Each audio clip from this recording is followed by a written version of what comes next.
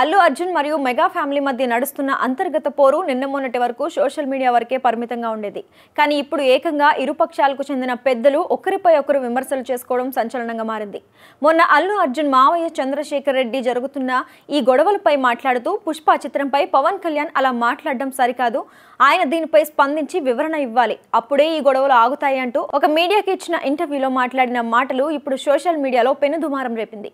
అంతకుముందు Allu Arjun Maruthinagar Subramanyam movie pre release ఈవెంట్కు వచ్చి నా మనసుకు నచ్చితే ఎక్కడికైనా వస్తా, అది మీ అందరికీ కూడా తెలుసు అంటూ మాట్లాడిన మాటలు ఇప్పటికీ సోషల్ మీడియాలో ట్రెండ్ అవుతూనే ఉంది. దీని మీద గొడవలు జరుగుతూనే ఉన్నాయి. దీనిపై జనసేన పార్టీ తాడేపల్లిగూడెం ఎమ్మెల్యే బోలిశెట్టి శ్రీనివాస్ చాలా తీవ్రంగా స్పందించాడు. ఆయన మాట్లాడుతూ అల్లు అర్జున్కి అభిమానులున్నారా అనడం, ఇది నేనే మొట్టమొదటిసారిగా చూస్తున్నాను, వింటున్నాను అంటూ మెగా అభిమానులు పవన్ కళ్యాణ్ అభిమానులే ఆయనకి ఉన్నారు, ఆయన తన స్థాయిని మర్చిపోయి మాట్లాడుతున్నాడు, ఆయనకి ఏదో అభిమానులు ఉన్నట్లుగా ఊహల్లో తెలుతున్నాడు, మొన్న నాకు ఇష్టం ఉంటేనే వస్తా లేకపోతే రాను అన్నాడు, అసలు నిన్నెవడు పిలిచాడు, నువ్వు నంద్యాలకు వెళ్ళి నీ మిత్రుడిని ఓడగొట్టావు, మేము 21 స్థానాల్లో పోటీ చేస్తే 21 గెలిచాము, నువ్వు గత ఎన్నికలలో మీ నాన్నని ఎంపీగా గెలిపించుకోలేకపోయావు అంటూ చాలా తీవ్ర స్థాయిలో స్పందించాడు.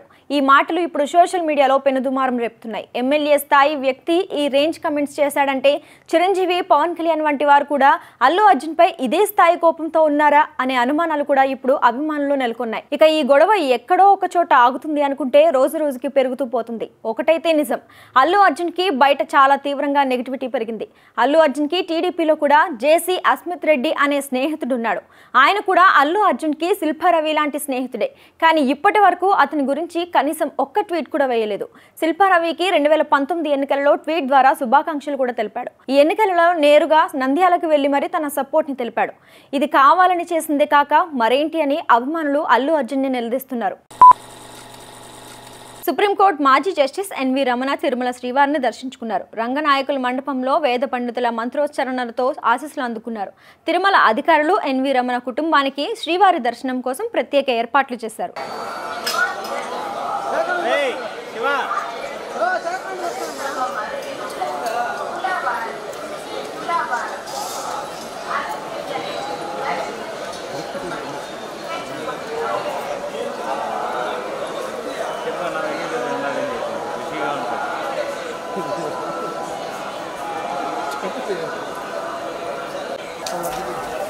This is very productive.